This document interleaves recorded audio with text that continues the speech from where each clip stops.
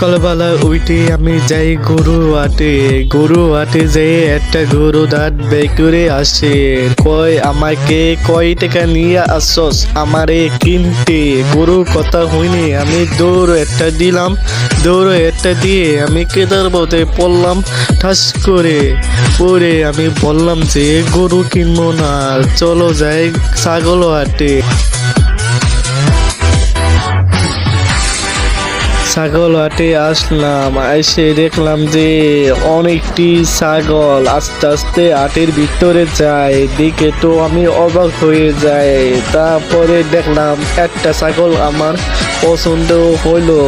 তারপরে দোকানদারে খুঁজে কাইলাম এই ছাগলটা দাম কত।